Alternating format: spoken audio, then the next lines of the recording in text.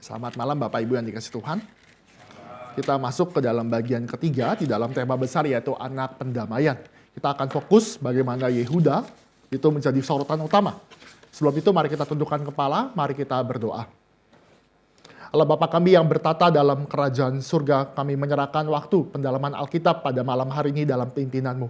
Karena yang kami melihat bagaimana Allah bekerja di dalam sejarah dan mengirimkan Kristus Yesus menjadi pendamai bagi kami. Tapi rencana kekal itu bukan rencana kebetulan, tapi Tuhan rajut dari sejak awal, bahkan sejak kekekalan. Sehingga kami melihat bagaimana rencana yang indah yang Tuhan berikan bagi manusia.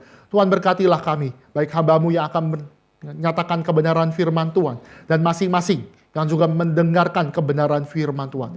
Di dalam nama Tuhan Yesus kami berdoa. Amin. Bapak Ibu, kita masuk ke dalam Yehuda, Bapak Ibu, kita akan lihat siapakah Yehuda. Jadi ada 4 poin besar yang saya akan bahas tentang Yehuda. Yehuda, saya pertama di dalam hal ini, siapakah Yehuda? Ini kita bicara siapa. Yehuda. Bapak Ibu bisa lihat di dalam kitab Kejadian, di mana Alkitab menuliskan di dalam Kejadian pasal 29, siapakah Yehuda itu. Saya akan bacakan bagi kita semua. Yehuda itu ada di dalam ayat 35, Kejadian 29, ayat 35.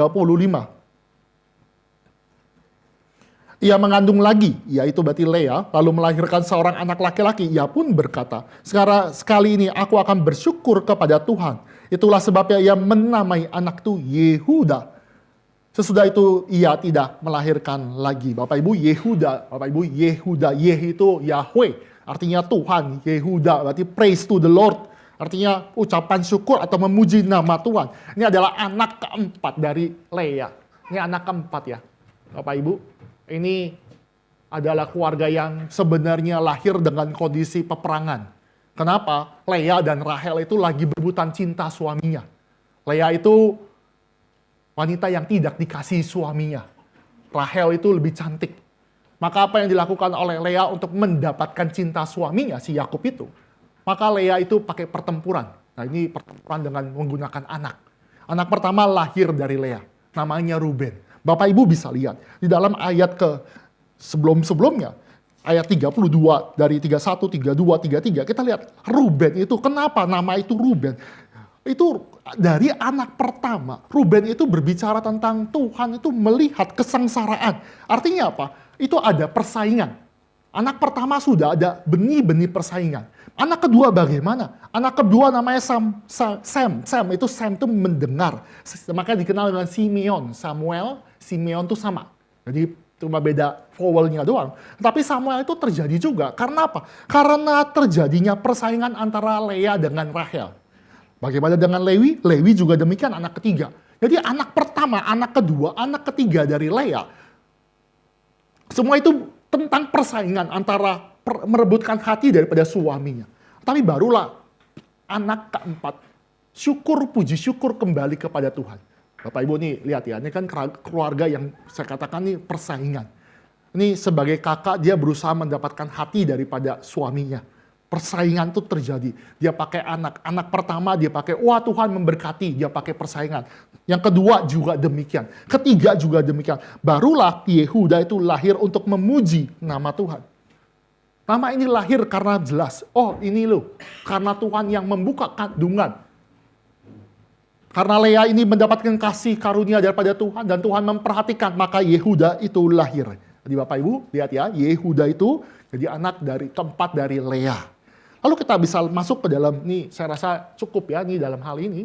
Yang kedua, perkenalan berikutnya. Kita lihat, siapakah Yehuda di dalam karakter dan kelakuannya. Kita lihat perkataan-perkataan daripada Yehuda. Ini kita bicara tentang perkataan-perkataan Yehuda. Sedangkan ada 4 peristiwa penting ya. Ini ada 4 peristiwa ya. Ada 4 peristiwa. 4 hal. 4 hal itu apa? Yang pertama, Bapak Ibu bisa lihat ketika peristiwa bagaimana Yehuda itu mengusulkan kepada saudara-saudaranya untuk menjual Yusuf. Bapak Ibu tahu kisah ini ya. Ini adalah kisah di dalam Kejadian pasal 37. Bapak Ibu bisa buka Alkitab di dalam Kejadian pasal 37. Kita nggak baca semua dan memang terlalu panjang untuk membahas semua tentang Yehuda. Tetapi di dalam Kejadian pasal 37, Yehuda itu bersama saudara-saudaranya benci dengan Yusuf. Yusuf itu suka ngadu. Yusuf itu anak kesayangan, anak mami. Maka ketika suatu kali kakak-kakaknya itu pergi untuk yang namanya menggembalakan, apa yang terjadi? Yusuf itu diminta tolong untuk papanya. Pergi, kasih makan, lihat, jenguk abang-abang. Nah saat itulah ada percakapan antara Yehuda dengan saudara-saudaranya. Bukan Yehuda yang mengusulkan, tetapi dikatakan, nah itu orang yang tukang ngadu itu, si Yusuf itu sudah datang. Mau diapakan? Mereka mengusulkan untuk dibunuh. Dalam percakapan itu ada Ruben. Ruben itu mengusulkan tidak. Dia pengen lepaskan si Yusuf, supaya Yusuf itu kembali kepada papanya. Tapi percakapan Yehuda, Bapak Ibu bisa lihat ya, bagaimana Yehuda itu sesuatu yang sebenarnya sangat-sangat egois dan sangat pinter.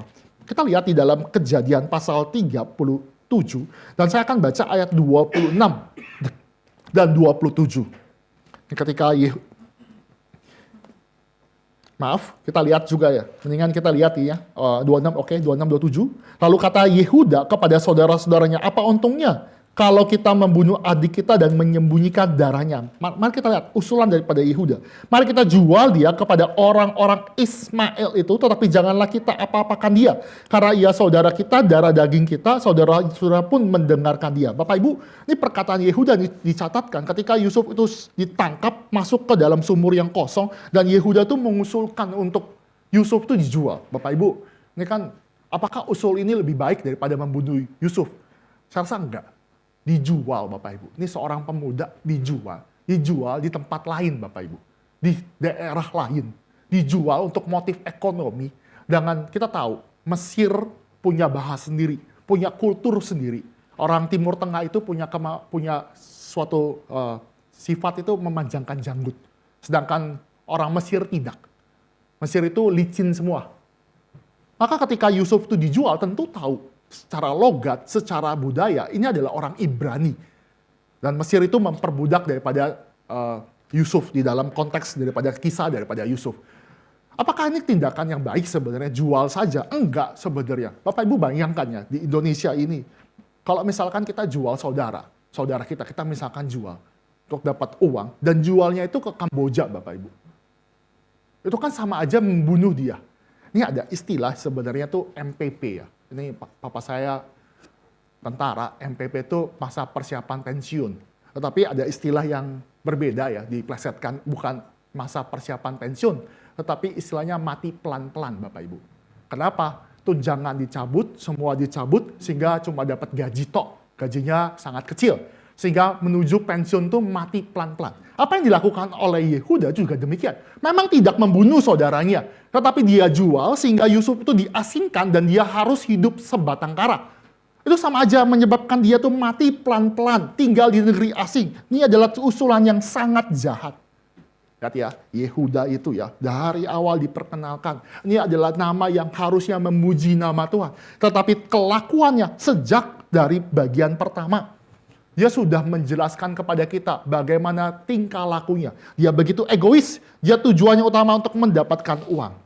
Lalu apalagi Bapak Ibu, ini ada peristiwa yang namanya dia menjual, dia jual Yusuf. Yang kedua, kita lihat ada peristiwa yang kedua, ini yang peristiwa kedua ya. Peristiwa gimana Yehuda dan juga Tamar. Bapak Ibu, ini adalah peristiwa khusus yang dicatatkan, nyempil tiba-tiba di Kejadian 38, memang sengaja. Jadi semuanya bahas tentang Yusuf, tetapi ada peristiwa yang nyempil yaitu Yehuda dan Tamar di tengah-tengah kisah Yusuf. Nah Yehuda dan Tamar, apa yang terjadi? Nah, Yehuda dan Tamar itu, Yehuda digambarkan juga orang yang manipulatif, orang yang merasa diri benar, dan juga egois. Tadi kita bicara ya, yang poin pertama bicara dia itu ambil keuntungan buat diri sendiri. Sekarang kita lihat bagaimana harga diri, keegoisannya juga muncul ketika peristiwa Yehuda dan Tamar. Saya mengasumsikan Bapak Ibu tahu cerita ini, jadi kita bisa mengetahui, tidak saya perlu jelaskan secara utuh, tetapi kita bisa lihat ketika Yehuda itu meninggalkan sanak saudara di dalam pasal 38 ayat 1, dia menikahi dengan orang asing, itu ada sesuatu yang tidak diperbolehkan di dalam firman Tuhan, tetapi Yehuda itu meninggalkan dan akhirnya dia menikah dengan orang asing. Singkat cerita, anaknya lahir itu bernama Er. Er itu jahat dan Tuhan hukum. Er itu menikah dengan Tamar. Bapak Ibu nih, Yehuda ya. Jadi Tamar itu menantunya. Er menikah dengan Tamar, tetapi itu jahat dan Tuhan bunuh. Kita tidak ketahui apa yang jahat, apa yang menyebabkan itu dibunuh. Kita tidak tahu. Maka sesuai dengan tradisi pada zaman itu adalah ketika seorang yang tidak punya anak, itu tidak punya anak, maka adiknya, yaitu Onan itu harus menikahi iparnya. Tujuannya apa? Supaya membawa nama bagi keturunan kakaknya. Jadi anak daripada Onan itu nantinya, dari Tamar, itu akan menyambung daripada kakaknya, Namun Onan tidak mau. Nah, Onan itu, ya ini istilahnya, dia tidak mau benihnya itu masuk ke dalam Tamar, spermanya. Maka kenal istilah onani, Bapak Ibu. Onani ini dari sini. Dia membuang onani, jadi Onan. Tuhan marah dan akhirnya Tuhan hukum. Oke lah, di sini ada anak ketiga. Anak ketiga itu namanya Shelah. Masalahnya adalah Yehuda tahu Shelah itu masih belum berumur, sudah belum dewasa. Maka apa yang dilakukan Yehuda kepada Tamar? Dia lakukan dengan manipulatif. Dia bilang, kamu kembali ke rumah papamu. Nanti kalau Shelah sudah besar, nanti Shelah akan saya berikan kepada kamu, Tamar. Tunggu dia besar. Memang saat itu memang Shelah belum cukup umur untuk menikah. Tamar setuju. Tetapi Bapak Ibu bisa lihat di ayat 11 ya. Kita lihat di dalam ayat ke-11. Kenapa dia melakukan tipu muslihat? Saya bacakan. Kemudian Yehuda berkata kepada Tamar menantunya, tinggallah di rumah ayahmu sebagai janda sampai anakku dewasa. Ini benar. Tetapi manipulatif yang terjadi dari Yehuda adalah sebab pikirnya jangan-jangan ia juga mati seperti kedua saudaranya itu. Lalu Tamar pergi dan tinggal di rumah ayahnya. Bapak Ibu, Yehuda itu takut Shelah itu mati lagi gara-gara Yehuda, gara-gara Tamar. Bapak Ibu ini gini ya, nih anaknya dia yang pertama mati karena menikah oleh Tamar. Dikasih anak kedua Onan mati karena Tamar. Bayangkan kalau pola ini terjadi berarti anak ketiga kalau dikasih ke Tamar mati juga dong. Maka Yehuda tuh pura-pura baik. Nanti ya, kalau sudah besar ya akan kukasih. Padahal dia tidak mau kasih. Dia manipulatif, dia melakukan tindakan supaya Tamar itu udah, biar dia tinggal saja sebagai janda di rumah papanya dan dia tidak akan pernah memberikan Shelah. Bapak Ibu lihat ya, Yehuda ini yang nantinya menjadi nenek moyang, bapak moyang daripada Yesus Kristus, kelakuannya seperti gimana? Yang pertama dia jual Yusuf, dia manipulatif ke Tamar. Dan bukan hanya itu saja, dia ternyata bersundal dengan menantunya. Lihat ya. Jadi Tamar itu, akhirnya dia tahu bahwa papa mertuanya tidak mau kasih anak. Maka apa yang terjadi? Dia dapat kabar kalau papanya lagi berduka dan lagi pergi ke Timna untuk melakukan suatu gunting domba. Perayaan gunting domba. Di situ dia bersuka cita, senang-senang, dan ketika itu Tamar itu melepaskan pakaian kejandaannya, dan dia seolah menjadi perempuan sundal. Dia ada di dekat kota itu, dan Yehuda tertarik. Nah, jadi Yehuda tidak tahu di Tamar ini menyamar. Maka Yehuda itu menghampiri, ya bukan menikah, berarti bersundal dengan Tamar, menantunya itu. Dan Tamar itu pintar. Dia minta suatu tanda. Kalau kamu melahirkan bayi, tandanya apa? Karena Yehuda itu kasih tongkat sama cap materainya dia, suatu kebanggaannya dia, dititipin. Nanti dia bayarnya nanti. Jadi pas balik lagi Yehuda itu cari si Tamar itu yang bersundal itu nggak ada. Nah, ini lanjut berapa forward ke depan, ternyata Yehuda tahu kalau Tamar itu hamil. Panik dong. Ini kan mertuanya tahu menantunya kalau itu hamil padahal belum mendapatkan yang namanya Shelah itu belum ada dikasih. Maka apa yang terjadi? Yehuda itu marah. Akhirnya bilang ini harus dibakar. Tamar itu melakukan tindakan dursila. Karena apa? Karena melakukan tindakan yang tidak benar. Padahal yang dursila siapa? Si Yehuda. Nah ini menarik ya. Ini Bapak Ibu mesti mengerti ya. Kadang-kadang kalau misalkan ada orang lain berdosa sama kita langsung kasih penghakiman. Biarlah api dari Sodom dan Gomora terjadi kepada orang itu. Lihat ya, ini Yehuda. Tapi kalau misalkan Yehudanya melakukan tindakan itu, pasti enggak play victim. Enggak lah, saya ini manusia berdosa. Harus ada belas kasihan. Atau gini, Bapak Ibu pernah coba ya, kalau misalkan Bapak Ibu bawa mobil ya, bawa mobil, tiba-tiba ada motor ngebut. Dari perspektif mobil, kita akan lihat motor itu ngebut. Kita akan maki-maki tuh motor, nggak lihat. Tapi coba Bapak Ibu, kalau sekali-sekali Bapak Ibu naik motor, terus ketemu mobil dan hampir tabrakan. Pasti beda. Ini mobil, nggak mau ngalah. Udah tahu saya motor ini susah. Lihat ya, perspektifnya gimana? Kalau kita merasa benar, kita akan maki-maki. Padahal kita tahu ada salah di dalam dirinya. Ini yang terjadi di dalam diri Yehuda. Dia lihat Tamar itu, dia berlaku bersundal, dia harus dibakar. Tetapi Tamar itu punya trik. Dia keluarin, ini loh, yang punya tongkat dan materai ini, cap, inilah bapak dari anak ini. Maka kaget, Yehuda tuh kaget. Oh, ini ternyata punyanya dia. Maka Yehuda itu langsung ngomong begini, Bapak Ibu. Bisa lihat di dalam ayat 26 di pasal 38. Saya bacakan, Yehuda mengenali barang-barang itu, lalu berkata, perempuan itu lebih benar dari aku. Karena memang aku tidak memberikan dia kepada Shelah anakku. Yehuda tidak bersemu lagi dengan perempuan itu. Artinya apa? Yehuda itu sudah tahu kalau dia melakukan dursila, dia tidak lagi menghukum. Dia tidak lakukan itu, dan saat inilah kita tahu salah satu dari anak dari Tamar ini menjadi keturunan daripada Yesus Kristus. Oke, Bapak Ibu bisa lihat ya, ketindakan daripada Yehuda. Tapi apakah berhenti sampai di situ? Nah, ini puji Tuhan ya. Peristiwa kedua berikutnya adalah peristiwa yang baik. Karena Bapak Patriark ya, Yehuda ini dalam dua hal ini diceritakan secara negatif. Tetapi di poin ketiga ya, saya lihat poin ketiga, ada percakapan atau karakter daripada Yehuda yang mengalami perubahan. Bapak Ibu bisa lihat di dalam Kejadian pasal 42 dan 43, di mana Yehuda itu berbicara dengan Yakub. Nah ini saya mesti menjelaskan ya, karena ini peristiwanya panjang sekali, maka Bapak Ibu tahu ya cerita bagaimana Yusuf itu akhirnya menjadi Perdana Menteri. Oke? Di situ terjadi kelaparan 7 tahun dan ada 7 tahun kelimpahan. Apa yang terjadi adalah Yusuf itu melakukan manajemen. Dia melakukan suatu manajemen di hari kelimpahan, dia nabung, bikin gandum, gudang yang besar. Sehingga ketika masa kelaparan itu dahsyat, masih ada persediaan makanan. Masalahnya keluarga daripada Yakub itu tidak tahu kalau ada kelaparan yang begitu dahsyat. Maka yang terjadi, Yakub itu utus anak-anaknya pergi ke Mesir karena Mesir itu punya yang namanya makanan. Dia utus anak-anaknya kecuali Benyamin. Kenapa? Karena Benyamin adalah anak kesayangannya juga, lahir dari Rahel. Dan karena kelahiran Benyamin itu, Rahel meninggal. Oke.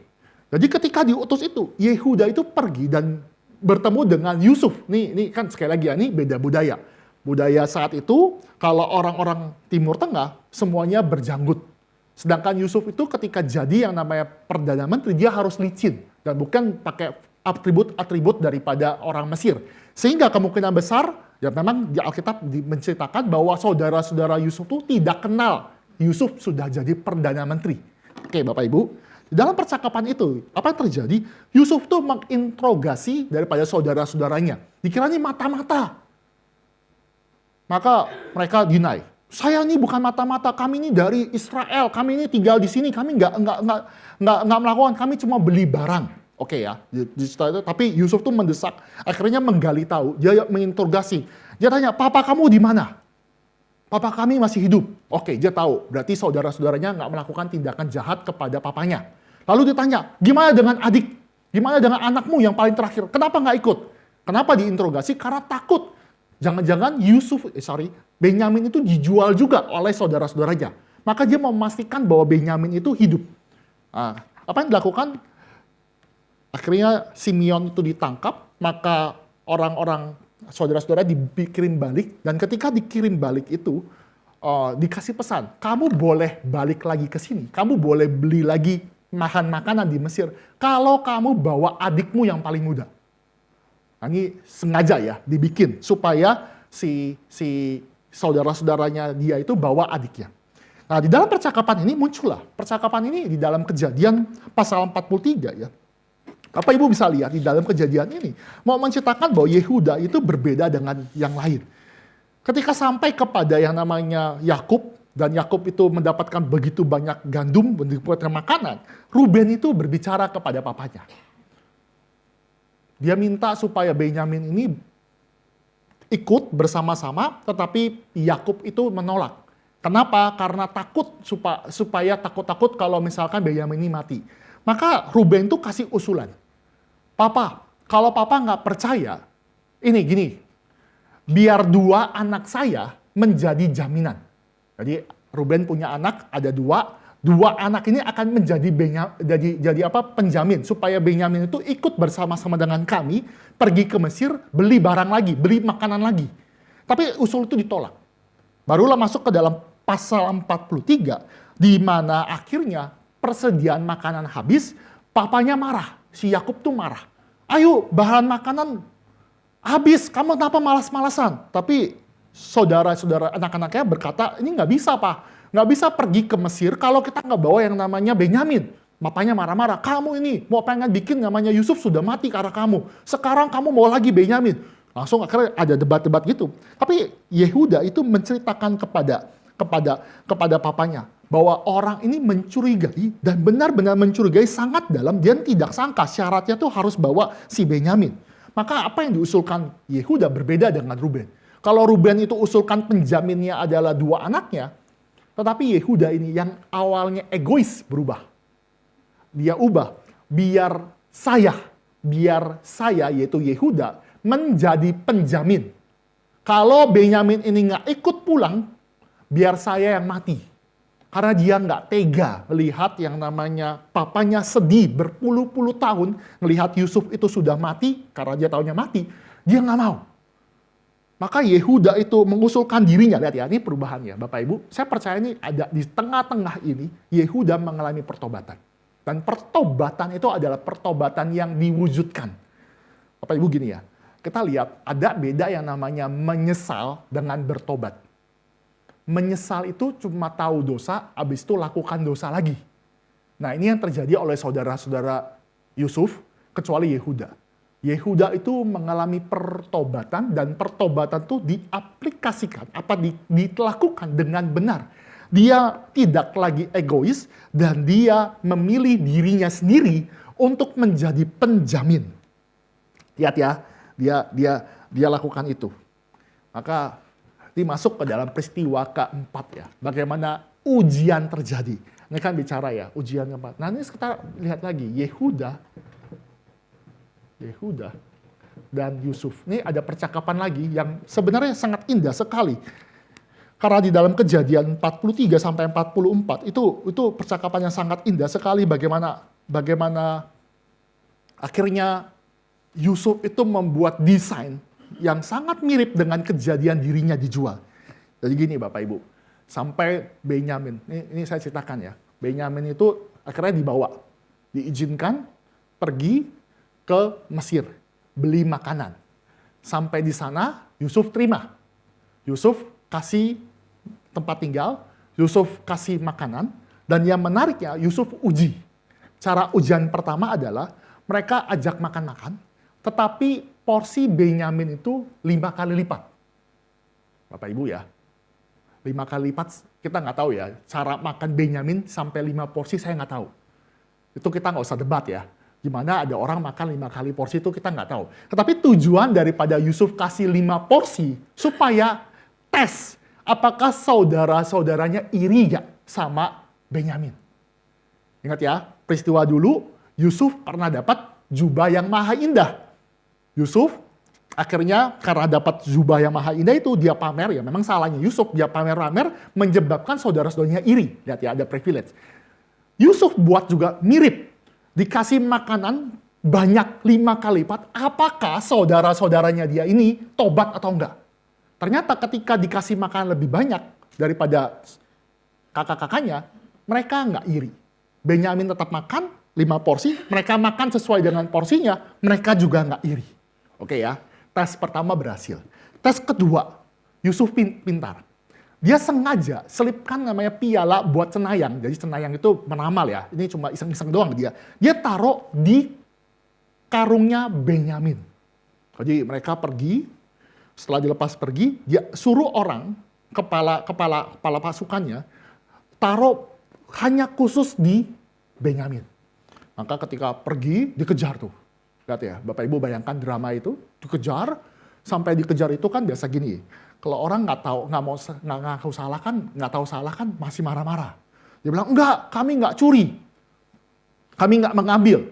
Maka ketika terjadi percakapan antara saudara-saudara Yusuf dengan orang yang mengejar piala itu, orang piala itu berkata, bagi siapa yang kedapatan di mana karung itu ada piala, orang itu yang akan pergi diperbudak. Lihat ya. Maka dicek nih, dari paling tua sampai akhirnya Benyamin pas dibuka. Nah, ketemu piala yang dicuri. Langsung panik semuanya, mengoyakkan baju sebagai ekspresi dirinya itu bersalah. Akhirnya mereka semua kembali ke Yusuf. Menghadap Yusuf, dan percakapan ini percakapan yang indah. Kenapa saya katakan pertobatan ini terjadi, percakapan dengan Yusuf? Yusuf tuh kasih tesnya gini. Oke, yang ngambil siapa? Benyamin. Kalau gitu, Benyamin yang jadi budak saja. Sisanya, kamu pulang. Persis ya. Persis sama kayak menjual Yusuf. Dia bikin peristiwa mirip kasusnya. Kalau Yusuf itu kan dijual, sudah dijual. Nah sekarang kan Benyamin ini karena tanda kutip kesalahan dia, maka kesalahannya dia harus bayar dengan jadi budak di Mesir. Sedangkan mereka pulang. Bayangkan, kalau misalkan saudara-saudara Yusuf itu pulang tanpa bawa Benyamin, papanya yang di rumah mati. Nah ini ujian dari Yehuda. Yehuda pernah janji, Benyamin harus ikut pulang. Benyamin harus pulang. Maka Yehuda ini tampil dan dia berbicara kepada Yusuf. Dan pembicaranya begitu panjang, saya singkat-singkat saja ya. Pembicaranya apa? Dia cerita bagaimana dia dulu ada dosa. Mereka menjual Yusuf. Jadi ini pengakuan dosa ada.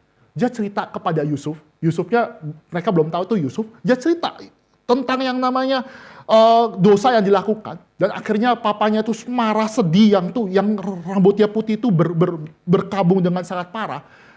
Dan Yehuda berjanji akan membawa pulang Benyamin. Maka Yehuda membuktikan omongannya.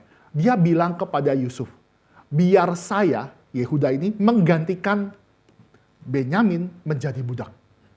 Di sini ada substitusi Bapak Ibu. Ini yang namanya Benyamin digantikan oleh Yehuda. Memang akhirnya Yehuda itu tidak jadi budak. Yusuf akhirnya memperkenalkan diri. Yusuf nggak sanggup. Akhirnya dia memperkenalkan diri kepada saudara-saudaranya bahwa dia ini adalah Yusuf yang dijual. Tapi saya mau menceritakan ya, peristiwa Yehuda ini yang mengalami pertobatan itu menjadi damai di keluarga yang sudah broken. Yehuda itu pun juga menjadi damai di dalam yang namanya kondisi konflik yang terjadi di antara Yusuf dengan Benyamin itu. Dia jadi mediator. Ini peristiwa yang sebenarnya apa ya? Sebenarnya ini ada kabar baik ya sebenarnya. Kalau bisa lihat kan kita, tema utama kita anak pendamaian. Bagaimana anak itu hadir untuk berdamai. Anak itu hadir untuk berdamai, dan Yehuda itu juga demikian. Dia mendapatkan yang namanya anugerah dan dia menghadirkan damai di tengah-tengah kondisi yang semraut ini. Dia membela, dan ini yang namanya pengganti. Bapak Ibu, kita mesti ngerti ya, apa yang dilakukan Yesus Kristus adalah menggantikan kita. Kita yang berdosa digantikan oleh Yesus Kristus yang tidak berdosa. Yehuda juga punya pola yang mirip tetapi ada beda kualitas. Yehuda adalah orang berdosa. Dia tidak bisa menggantikan seutuhnya. Tetapi pola tipologi ini ada.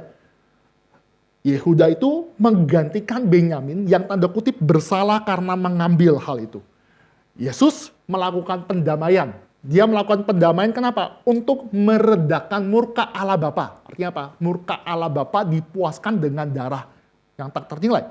Sama, Yehuda itu tidak tahan lihat papanya menderita. Maka apa yang dilakukan? Dia menggantikan Benyamin menjadi budak supaya meredakan yang namanya kondisi papanya yang berduka. Jadi ada pola ya. Tetapi saya katakan tipologi daripada Yehuda ini berbeda dengan Yesus di dalam kualitas. Kualitasnya Yesus itu akhirnya mati sampai disalibkan. Kalau Yehuda akhirnya dilepaskan. Ini poin kedua. Tapi kita lihat lagi poin ketiga. Apa yang menjadi berkat dan mengapa kita lihat ya bagaimana pendamaian itu makin besar. Nah, ini anak pendamaian itu waktu saya di Gary Kuningan itu saya diberi kesempatan oleh pendeta Rudi Gunawan ya, itu menggali satu misionaris yang namanya Don Richardson. Nah, ini ada bukunya sebenarnya, Peace Child ya, anak pendamaian. Apa yang dilakukan oleh Don Richardson itu adalah dia berusaha mengabarkan kabar baik, menjadi damai, mengabarkan kabar Yesus Kristus ada di tengah-tengah dunia kepada orang-orang di suku Sawi. Itu suku Sawi itu di Papua, di suku Papua, salah satu suku Papua. Tapi suku Papua itu suku Sawi ini adalah suku yang punya value berbeda. Bedanya apa? Kalau kita dengar Yesus itu menggantikan kita, kita terharu ya. Tetapi bagi orang-orang suku Sawi, menggantikan orang itu, peristiwa menggantikan itu adalah lucon bagi dia, bagi orang-orang Sawi. Kenapa? Karena bagi mereka justru Yudas yang jadi pahlawan. Pengkhianat, budaya pengkhianatan itu adalah budaya yang sangat baik. Jadi ini cerita di suku Sawi itu, kadang-kadang ada orang yang jadi mata-mata ke dalam satu kampung yang bertengkar, dan dia itu membocorkan rahasia, justru dia jadi pahlawan. Jadi Yudas itu kalau di versi Injil, versi firman Tuhan, Yudas itu malah menjadi pahlawan, bukan Yesus. Nah, jadi Don Richardson itu akhirnya nggak bisa memberitakan firman Tuhan sampai dia menemukan suatu tradisi lain, bagaimana ada namanya anak pendamaian. Jadi ketika dua suku ini bertarung ya, perang saudara itu, perang terjadi, mereka punya tradisi, anak dari suku ini dan anak dari suku ini harus tukeran. Selama anak ini dibesarkan di suku ini dan suku saling silang dan anak itu besar dan ada hidup, maka anak ini ada di anak pendamaian. Jadi suku ini berdamai karena menjadi satu saudara. Maka ini jadi kesempatan oleh Don Richardson untuk mengabarkan kabar baik kepada suku Sawi dan berhasil.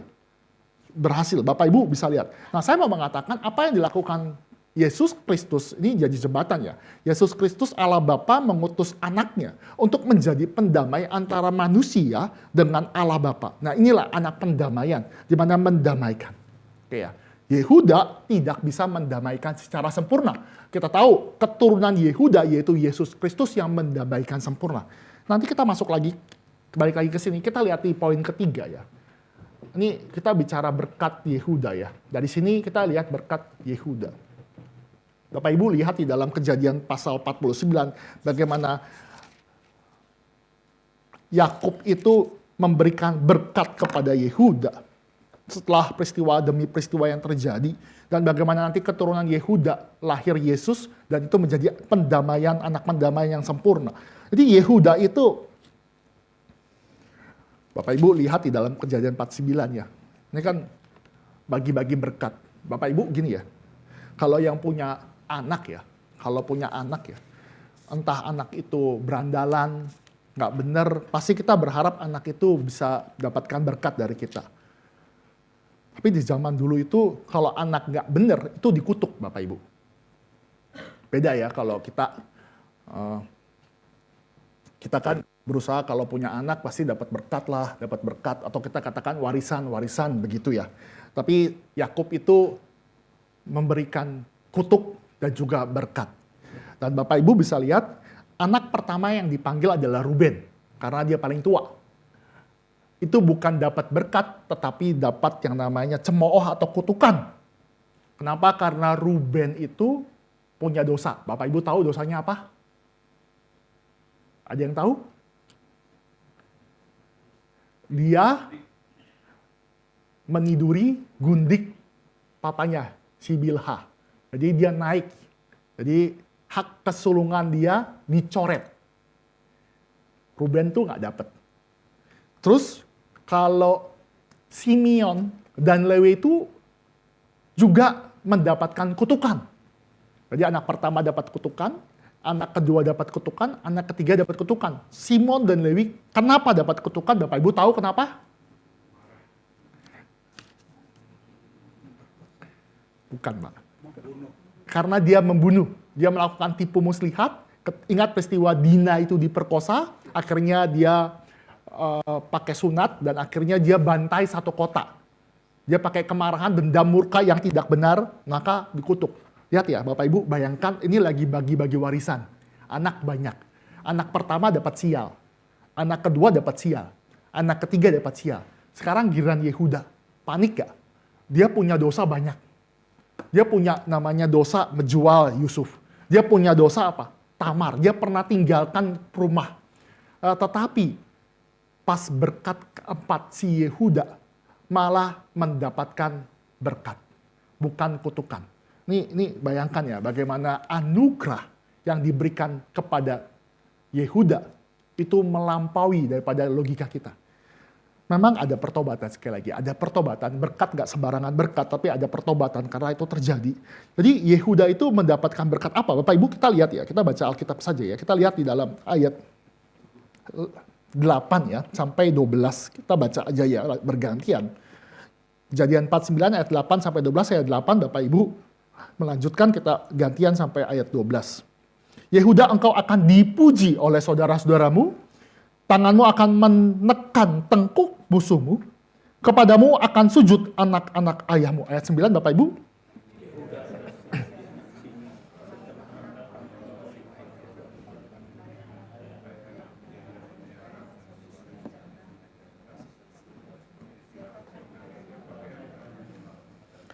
Ayat 10, tongkat kerajaan tidak akan beranjak dari anakku Yehuda, dan tongkat pemerintahan dari antara kakinya sampai tiba dia yang berhak atasnya. Maka kepadanya akan takluk bangsa-bangsa.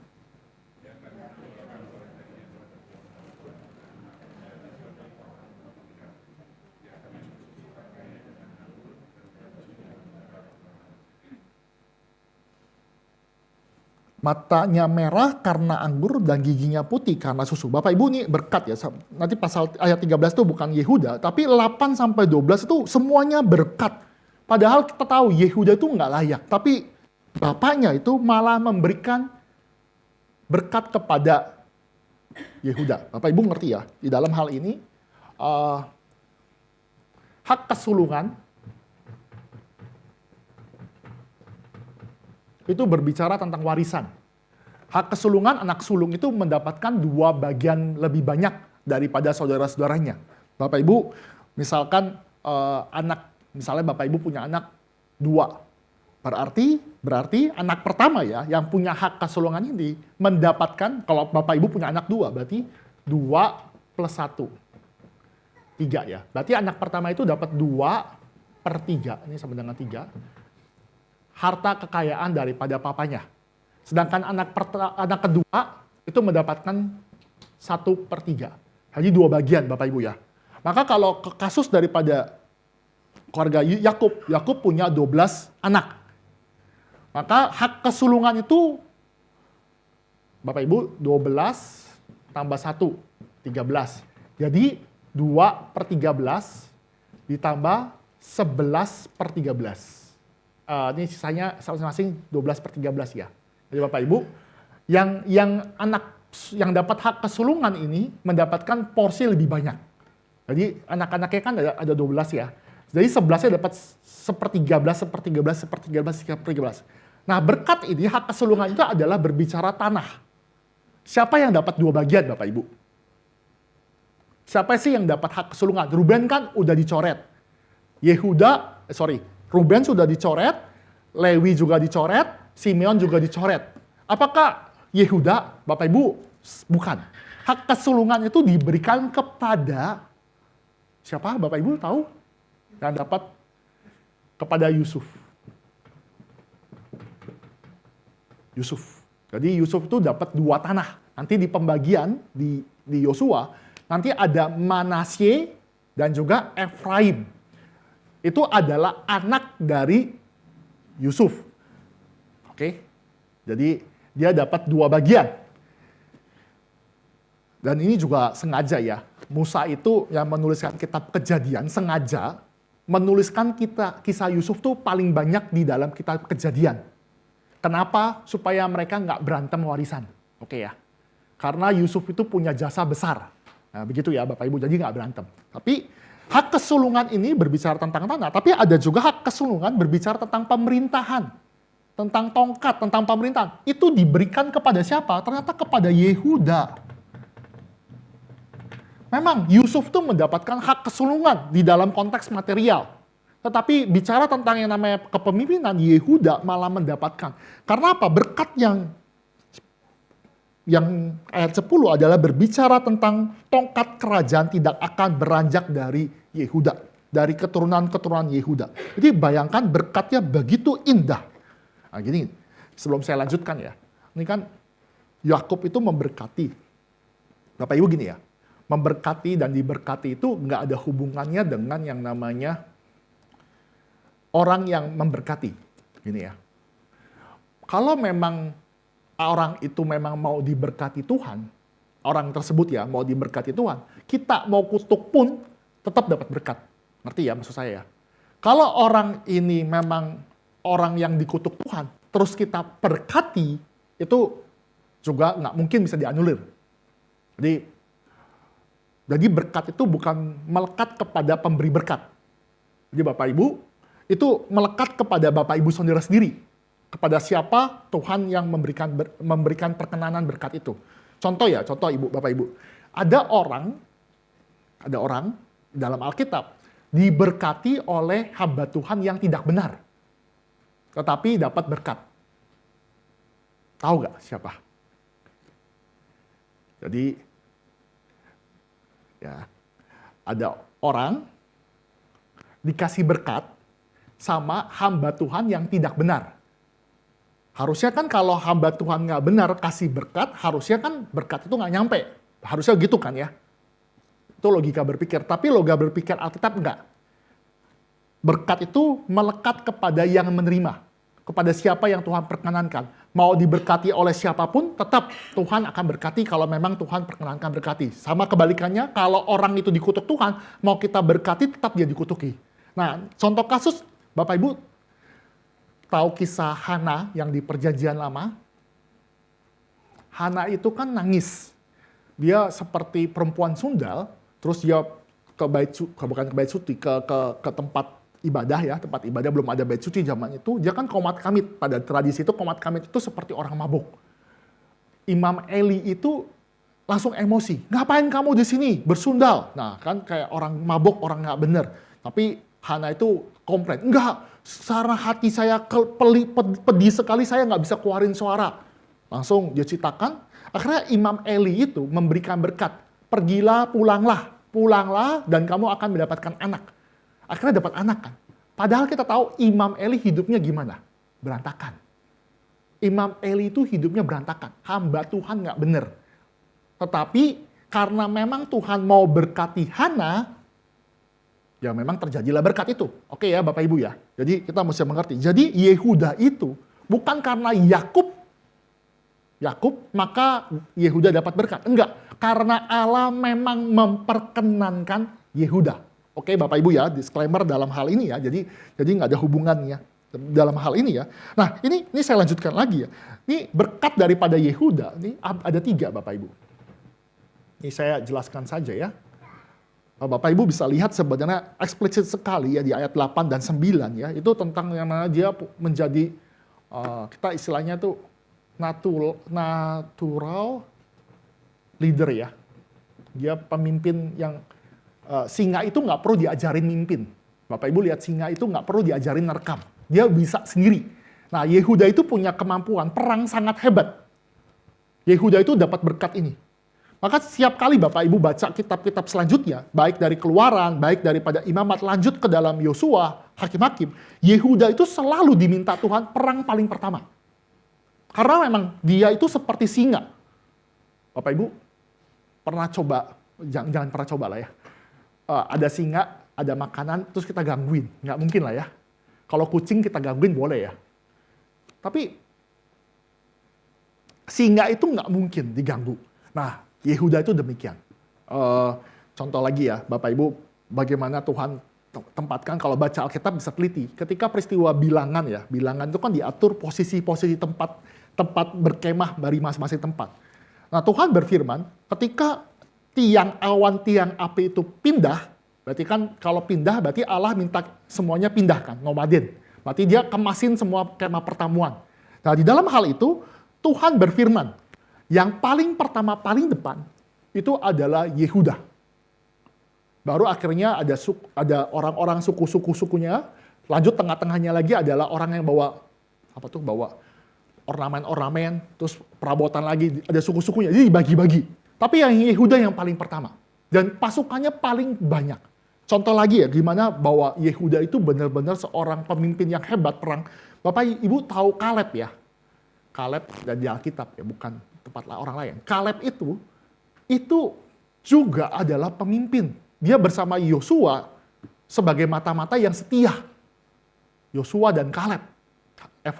Yosua itu dari Efraim. Jadi Kaleb itu akhirnya mengalahkan suku Enak. Kaleb itu menang terhadap mengambil tanah perjanjian dengan kekuatan dia hebat. Lalu hakim-hakim juga ada namanya Otniel. Otniel itu juga anak daripada Kaleb. Dan Otniel itu adalah keturunan Yehuda. Jadi leader. Jadi dia memang itu natural leader. Hebat sekali. Oke ya. Kita lanjutkan ya. Yang kedua, ini pertama. Yang kedua itu Yehuda itu mendapatkan, tadi saya bilang dia kerajaannya. Saya nggak perlu jelaskan lebih detail bahwa nanti Tuhan sudah memerintahkan bahwa pemimpin dari suku-suku itu adalah dari Yehuda. Maka kita lihat ada yang namanya Daud, ada yang namanya Salomo. Dan Daud dan Salomo itu selalu disebutkan sebagai kerajaan Israel yang paling ideal. Musuh-musuh takut, di zaman Salomo itu ada bait suci dan kekayaan yang sangat melimpah sekali. Nah ini bisa lihat ya dalam hal ini ya. Ini kerajaan yang nantinya berbicara tentang kerajaan yang ideal. Daud dan juga Salomo. Begitu indah sekali. Nah ini adalah keturunan daripada Yehuda. Bukan Benyamin, Saul itu Benyamin. Lalu apalagi berkat yang dikatakan ini adalah berkat, kalau prosperity itu kemakmuran ya. Berkat ketiga adalah kemakmuran. Di dalam berkat daripada Yehuda. Bagaimana ini jadi berkat karena ini. Bapak Ibu bisa lihat ya. Ayat 11 dan 12 ya. Yehuda itu menambatkan keledainya pada pokok anggur. Dan anak keledainya pada pokok anggur pilihan. Ia mencuci pakainya dengan anggur. Bajunya dengan darah buah anggur. Bapak Ibu ayat 11 dulu ya. Bapak Ibu, kalau kita cuci baju itu pakai air ya. Kita nggak pernah cuci anggur pakai anggur ya. Tentu bukan karena anggur itu bikin noda ke baju, tapi ini adalah kalimat figuratif. Anggur itu mahal. Artinya ini cuci baju pakai anggur, artinya makmur banget. Bapak Ibu angkap ya maksud saya. Jadi orang cuci bajunya pakai air biasa aja. Tapi saking makmurnya Yehuda dan keturunannya, cuci baju pakai wine. Emosi nggak? Ya itu ya, emosi. Dia pakai begitu. Terus dijelaskan juga Yehuda itu, nah ini Bapak Ibu lihat juga di ayat 11 ya, sebagian awal. Dia menambatkan keledai kepada pokok anggur, dan keledai pada pokok anggur pilihan, anak keledai pada pokok anggur pilihannya. Bapak Ibu keledai. Bapak Ibu, memang di Indonesia nggak ada, kita jarang lihat pokok anggur ya. Tapi bayangkan saja, pokok anggur itu tinggi apa rendah? Rendah. Percayalah sama saya itu rendah. Jadi dia seperti tanamannya merambat, jadi dia rendah. Nah, sekarang berkat yang diberikan kepada Yehuda, keledainya itu diikatkan kepada pokok anggur. Pokok anggur itu sumber aliran semuanya pokok anggur ya. Terus ditambatkan kepada keledai. Keledai itu gede. Keledai itu susah diatur. Maka dengan mudah keledai itu bisa rusak anggur. Ngerti ya? Intinya tuh ini mau ngomong, cuma orang bodoh dan kaya ya. Bodoh dan kaya ya. Yang kaya melimpah, yang taruh keledai itu diikatkan ke pokok anggur. Dan pokok anggurnya pokok anggur pilihan. Artinya Yehuda tuh makmur semakmur-makmurnya. Oke, Bapak Ibu ya, mengerti ya maksudnya? Jadi ini kalimat figuratif yang menjelaskan bahwa itu sangat-sangat melimpah sekali. Lalu kita bicara lagi ya, nih ayat 12 ya. Matanya merah seperti anggur, berbinar ya. Terus giginya putih seperti susu, itu menyatakan ketampanan, kecantikan, karena ya memang dia itu makmur ya. Jadi kita nggak bicara secara giginya itu jadi anggur, matanya jadi anggur, enggak, giginya susu gitu enggak. Tapi bicara ini orang yang benar-benar makmur sekali. Ini blessing, lihat ini 3 blessing berkat yang Tuhan berikan. Dan berkat ini sebenarnya nantinya Bapak Ibu, ini penutup semuanya ya. Ini nanti mengacu kepada Yesus Kristus ya. Kenapa? Karena Yehuda ini juga akan mati, keturunan Yehuda yaitu Daud dan Salomo pun mati, nggak bisa mendamaikan, bahkan di zaman Salomo ada peperangan juga, ada pemberontakan, nanti di dalam zaman Tuhan Yesus semuanya ini terjadi. Tentu di dalam konteks ini Yesus ini nggak menaklukkan musuh ya dengan gada dan tongkat pada kedatangan pertama. Dia menaklukkan itu pada kedatangan yang kedua. Oke ya. Kerajaannya, ini bicara kerajaan, Yesus ini belum datang ke dalam kerajaannya dengan sempurna, dengan inaugurated, belum. Nanti ketika datang kedua kali. Kemakmuran tentu kita belum bicara tentang kemakmuran sekarang, kita masih menderita, tapi nanti pada kedatangan kedua ini kita mendapatkan kemakmuran. Bapak Ibu, ini dalam Revelation itu Wahyu ya, Wahyu itu, di Wahyu pasal terakhir, Wahyu 22, itu ada pohon kehidupan di tengah-tengah kota. Pohon kehidupan di dalam Kejadian pasal 3 itu dijaga oleh malaikat. Nggak boleh sembarangan orang makan. Tetapi di dalam peristiwa setelah Yesus datang kembali dan bikin langit dan bumi baru, kita bisa all you can eat, makan buah kehidupan. Makmur nggak? Makmur lah, percayalah, makmur. Makmur sekali. Ini yang terjadi ketika Kristus datang kembali. Kerajaannya kekal selama-lamanya. Ini saya sudah tidak ada waktu. Intinya saya mau bicarakan kepada kita. Janji ini semuanya akan dipenuhi oleh Yesus Kristus. Tetapi kita bisa mengenal Yesus Kristus ya. Ini kan Yehuda ya. Yehuda itu kan melakukan tindakan pendamaian. Dia melakukan pendamaian, tetapi Yehuda itu akhirnya bebas. Beda dengan Yesus Kristus, dia melakukan tindakan pendamaian, dan pendamaian itu menyebabkan Yesus Kristus mati di atas kayu salib. Maka nantinya untuk dapatkan semua berkat ini, kita harus lihat perspektif yang benar. Yaitu melihat dalam perspektif salib. Ini di dalam Wahyu ya, Wahyu pasal 5 ya. Ketika Yohanes melihat kondisi yang begitu besar ya, dia lihat gitu ada suara mengaum daripada singa Yehuda. Itu berbicara perspektif Yesus Kristus ya. Jangan lihat ya, Yesus tuh seperti singa Yehuda. Tetapi ketika Yohanes itu menoleh ke belakang, dia melihat penglihatan itu, dia bukan lihat singa. Dia lihat domba yang tersembelih.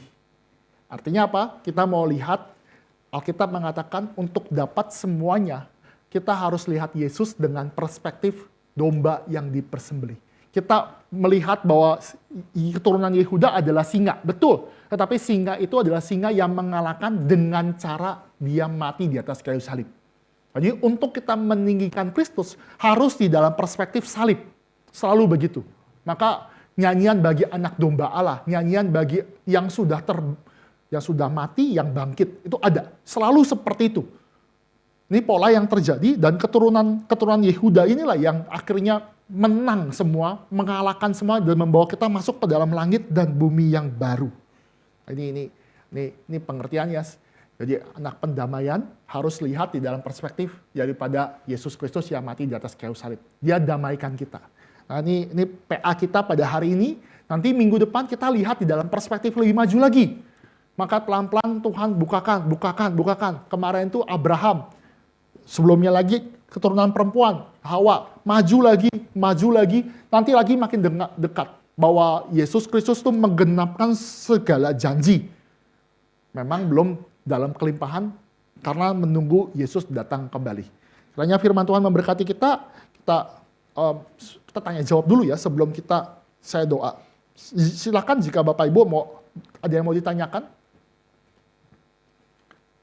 Silakan Pak Ginting. Hak kesulungan itu tadi Pak, Ya. diwariskan. Jadi ini kan tadi secara itu tadi ada 3 poin tadi ya, kuasa, pemerintahan, kemakmuran dan apa tadi ya, Ya, tiga ini kemakmuran. Ya, kerajaan ya. ya betul. Sedangkan ada tadi satu poin itu mengenai tanah ya. Betul. Itu siapa anaknya Yusuf dapat 2 ya. Jadi si Efraim dan Manase.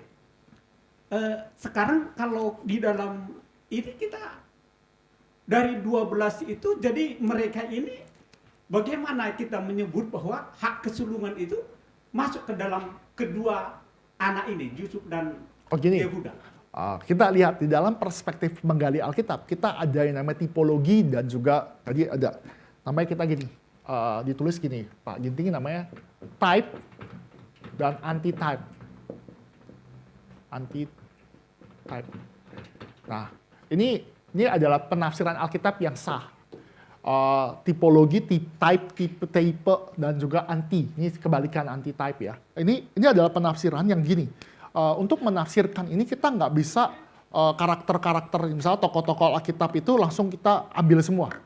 Tapi pelan-pelan itu ada kesamaan. Kesamaan ini yang nantinya puncaknya di Yesus Kristus. Contoh ya, misalkan sama seperti Musa meninggikan ular tembaga. Demikian Yesus Kristus harus ditinggikan. Motifnya type, sama. Yang sama apa? Ditinggikan dan juga ditinggikan. Tapi apakah berarti Yesus Kristus itu jadi ular tembaga? Enggak. Nah itu namanya menafsirkan. Ada kesamaan, tapi nggak bisa kesamaan itu otomatis semuanya diambil semua. Ada kesamaan yang itu saja, yang itu yang bisa masuk. Contoh lagi ya, misalkan kita bicara tentang yang saya katakan Yehuda. Kalau Pak Ginting tanya, oh kalau gitu berkat tanah itu kapan digenapi? Nah kita lihat bahwa kalau misalnya kita bisa mengatakan yang namanya berkat tanah, itu mengacu kepada Abraham. Spesifik ke Abraham. Jadi dia keturunan Abraham. Nah khusus di Yehuda, khusus Daud, ini berbicara tentang kerajaan. Banyak bicara tentang kerajaan. Contoh ya, ini sebenarnya ada di bahan saja saya, tetapi karena Pak Ginting tanya, saya jelaskan. Bapak Ibu di dalam kita lihat 2 Samuel ya. Bapak Ibu 2 Samuel. Di manakah 2 Samuel? Bapak Ibu lihat 2 Samuel 7 ya. Ini adalah janji yang Tuhan berikan kepada Daud. Di perjanjian Allah dengan Daud. Saya bacakan saja bagi kita semua 2 Samuel 7 ayat 12 sampai 13.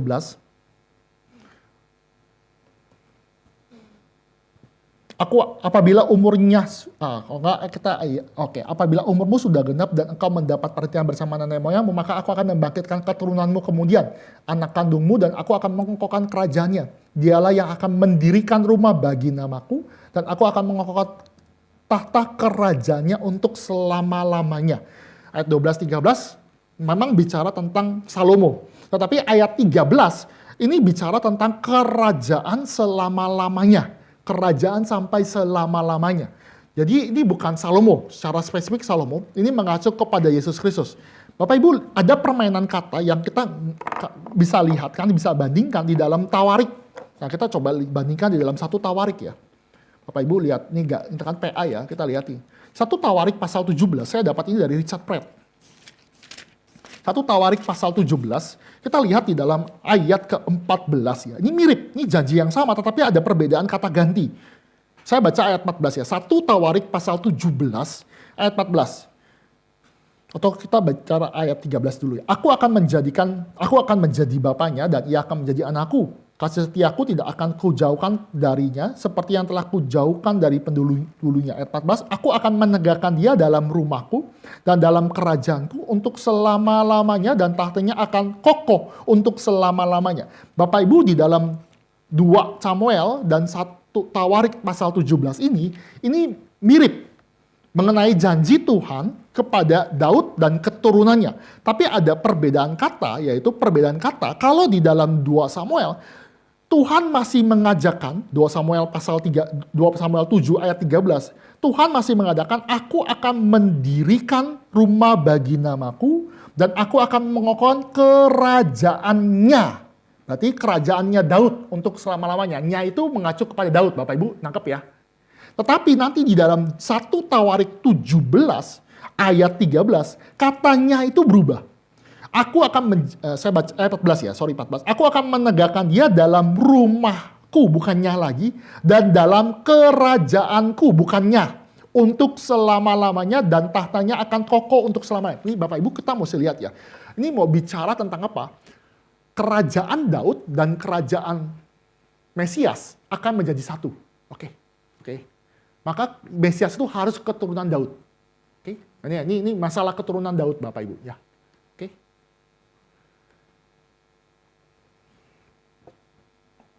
Oke ya. Ya berarti kita lari ya ke Daudnya ya Pak ya. Betul. Jadi sudah lebih ini. Lebih Kalau mengkerucut.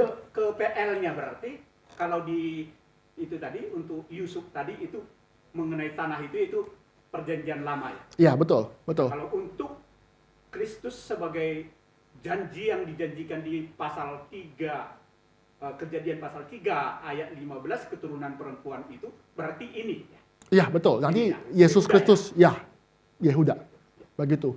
Lebih luas. Oke. Jadi Mesias itu kenapa harus jadi keturunan Daud dan Mesias itu kenapa jadi manusia? Nanti Bapak Ibu langit dan bumi baru itu kita punya raja yang memerintah dan raja itu adalah raja manusia, yaitu Yesus. Oke? Oke, nangkep ya.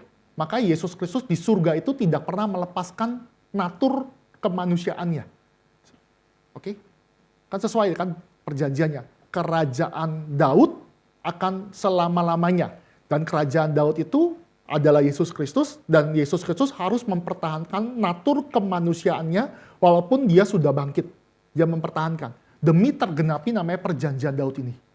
Oke? Genap semuanya. Dari sini. Oke ya. Ini teologi reform itu covenant teologi.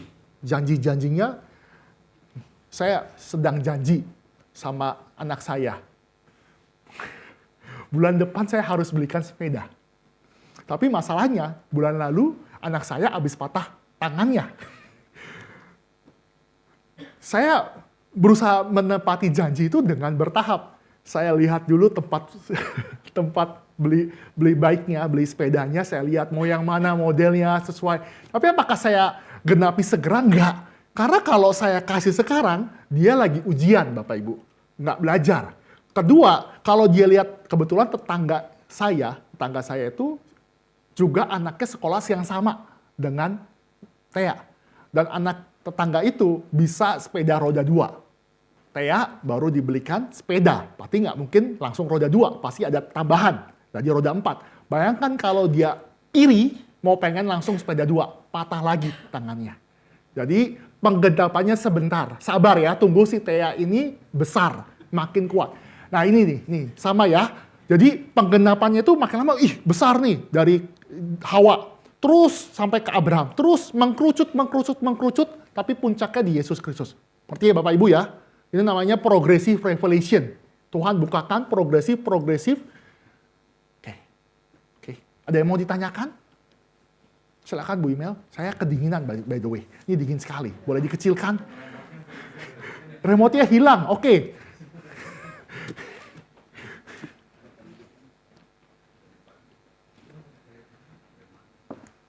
Ini cuma di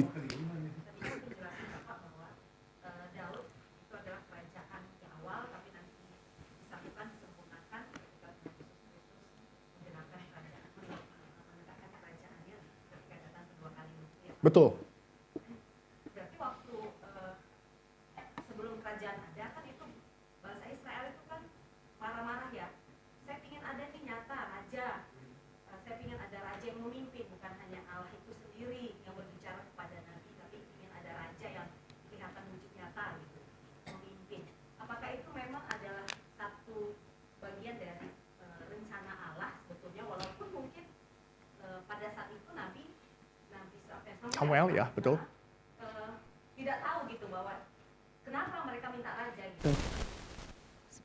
Keadaan itu gitu. Apakah itu memang bagian dari penggenapan Allah bahwa nantinya memang akan ada kerajaan, bahwa nanti Daud ada dan nanti akan disatukan, disempurnakan di dalam kerajaan Kristus gitu Pak, atau bagaimana Pak? Iya. Jadi Pak? gini, Konsep kerajaan itu bukan ada di dalam konsep hanya di Samuel atau di raja-raja saja.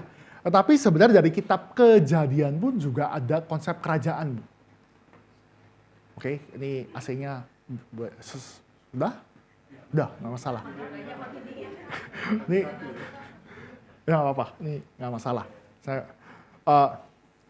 Saya lanjutkan, gini, di dalam kitab Kejadian, jadi kita lihat ya, kita lihat Wahyu, juga lihat perspektif kejadian. Kenapa? Karena Tuhan mau pengen desain plan-nya itu seperti, sebenarnya ujung-ujungnya ke Wahyu, tapi kita lihat desain awalnya itu seperti kejadian. Proses Adam memberikan nama itu sebenarnya adalah konsep kerajaan. Bapak Ibu nangkap ya? Memberikan nama artinya di dalam namanya kerajaan itu pasti ada pemerintahan. Pemerintahan pasti ada yang lebih tinggi, ada yang lebih rendah. Dan atas dasar ini para ahli reform ya menjelaskan bahwa sejak awal Adam memerintah ciptaan-ciptaan lain itu adalah konsep kerajaan. Oke, desainnya. Masalahnya Adam gagal. Tapi apakah rencana Tuhan gagal gara-gara Adam gagal? Enggak. Dia memulihkannya dengan bertahap. Lalu gimana dengan yang namanya kisah Samuel? Kisah Samuel tuh mereka minta raja. Nah, permasalahannya adalah Tuhan mau kasih raja. Karena di kitab Hakim-Hakim sudah jelas Tuhan menghendaki ada raja. Di zaman Hakim-Hakim karena tidak ada raja, oleh sebab itu mereka melakukan tindakan anarki, melakukan apa yang mereka anggap benar. Tuhan menghendaki raja. Permasalahan di dalam kitab Samuel adalah mereka itu orang Israel itu menghendaki raja yang mirip dengan bangsa-bangsa lain. Tuhan marah. Harusnya dia sadar bahwa permintaan itu bukan permintaan buat minta raja, tetapi sebenarnya kalau digali nanti kalau baca lebih lanjut ya, Samuel udah kasih tahu bahwa mereka minta raja manusia sebenarnya mau kudeta sama raja yang sejati yaitu Allah. Oke? Karena gini, raja-raja sekitarnya itu buat peraturan raja yang buat. Yang bikin kebijakan raja yang buat. Tapi permintaan teokrasi Taurat dari Tuhan. Pemerintahan dari Tuhan. Artinya bedanya itu. Jadi yang dimarahin, yang sedih, yang Samuel marah itu karena mereka mau jadi sama dengan bangsa-bangsa lain. Dia mau kudeta dengan Allah Yahweh. Oke? Tuhan memperkenankan ada raja, yaitu Raja Daud. Oke? Jadi bacanya agak utuh. Oke, satu pertanyaan. Kita masih 1-2 pertanyaan masih bisa sih. Tentang anak pendamaian.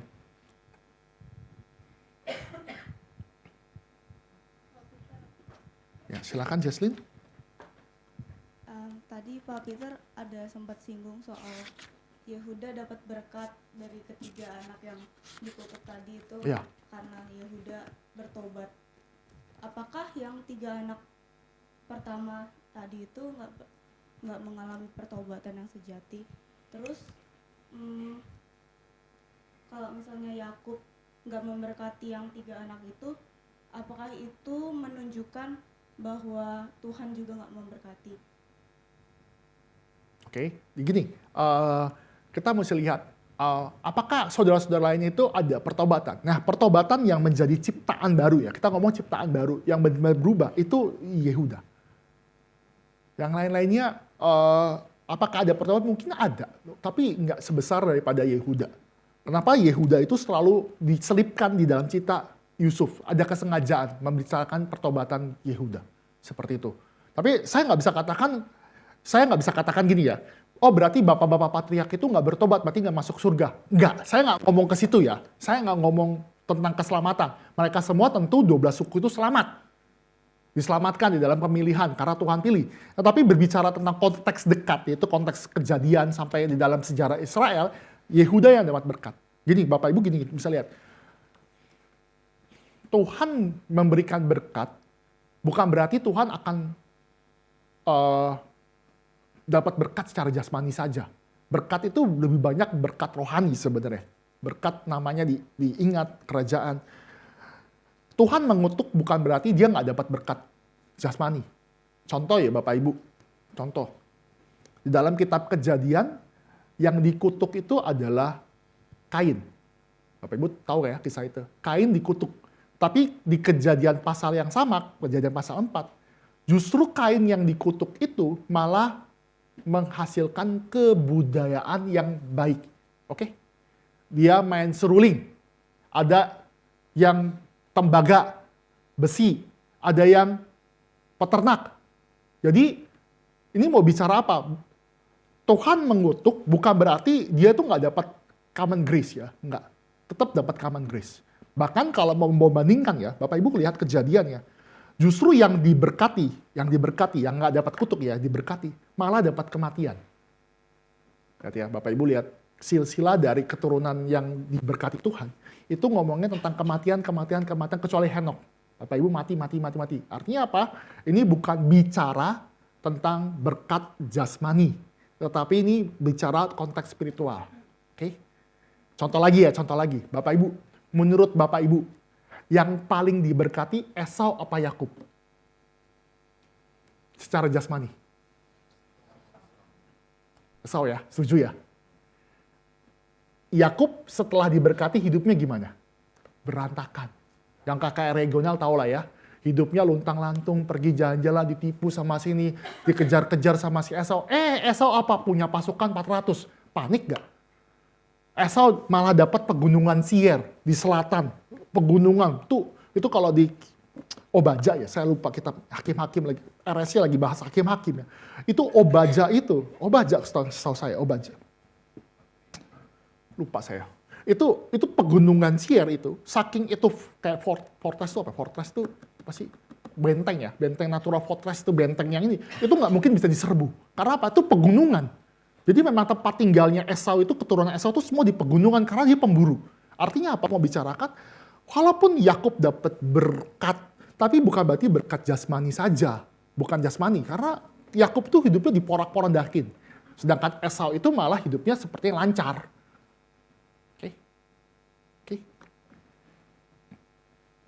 Pertanyaan kah? Saya waktu kali-kali ngomong Yakub ya, jadi ingat kembali waktu kemarin kakak regional saya juga bilang ya, waktu ikut di GBI itu ya, pelayanan di GBI itu kan Allah kita bukan Allah yang jinak. Kenapa? Ini dari tim Keller, Allah kita bukan Allah yang jinak, Allah kita adalah Allah yang tidak bisa kita suap ya. Yakub itu kan di Sungai Yabok dia dia peluk Tuhan supaya dapat berkat. Peluk Tuhan tapi akhirnya disentuh, dilepaskan. Akhirnya Tuhan tetap berkati. Yakub broken, Yakub berantakan, Yakub itu penipu, tapi Tuhan kasih berkat, Tuhan hanya sentuh. Dia cuma keplencok. Kita punya Yesus Kristus. Yesus Kristus itu taat, benar, nggak berdosa, tapi di atas kayu salib dia bukan disentuh, tapi dihantumkan murka. Artinya Allah kita nggak bisa disogok. Allah kita tuh nggak bisa, oh saya jadi Yakub, saya mau pengen ngotot minta berkat, Tuhan akan kasih berkat. Nggak bisa. Tapi juga kita lihat Allah kita penuh belas kasihan. Di Yesus Kristus yang baik, yang benar, malah Tuhan kasih kutuk supaya kita mendapatkan berkat. Allah kita nggak bisa dikotak-kotakan di dalam konsep kalau saya berbuat baik, maka Tuhan harus berhutang budi, saya harus diberkati. Enggak. Oke, Bapak Ibu ya. Allah kita Allah yang bukan Allah yang bisa diatur-atur atau Allah yang bisa disogok. Allah kita tidak jinak. Ini istilah dari tim Keller, Timothy Keller. Oke. Sudah ya, saya rasa. Oke, kita berdoa, mari kita tundukkan kepala, mari kita berdoa. Allah Bapa kami yang bertata dalam kerajaan surga, sekali lagi kami mengucap syukur kepada Engkau. Tuhan memberikan kami janji penebusan dan Tuhan menepati di dalam Yesus Kristus. Kami mengucap syukur karena di dalam Kristus pendamaian sejati terjadi. Kami berdoa Bapak sebagai gereja yang sudah Tuhan damaikan. Biarlah kami juga sadar untuk hidup satu sama lain, untuk saling mengasihi. Dan kami pun juga harus memuji nama Engkau. Tuhan kami menantikan bagaimana Kristus datang kembali. Sehingga ketika Yesus datang, kami melihat kepenuhan daripada kerajaan-Mu. kepenuhan daripada segala yang Tuhan karuniakan dan janji-Mu tergenapi. Tapi sebelum waktu itu tiba, kiranya Tuhan ajar kami untuk beriman sungguh-sungguh. Ajar kami untuk menantikan dengan penuh pengharapan. Dan kiranya Tuhan tumbuhkan kasih kami untuk saling mengasihi di dalam gereja sampai tiba saatnya itu. Tuhan pimpin kami sebagai gereja Tuhan yang bertumbuh. Biar pertumbuhan ini semakin nampak bagi orang-orang sekitar kami. Dan kami juga menawarkan kabar baik kepada orang-orang yang sedang berlawanan dengan Tuhan. Maka kami menjadi anak-anak pendamaian karena Kristus sudah membuat kami berdamai. Terima kasih ya Bapak. Kami berdoa hanya di dalam nama Yesus Kristus, Juru Selamat kami yang hidup. Amin.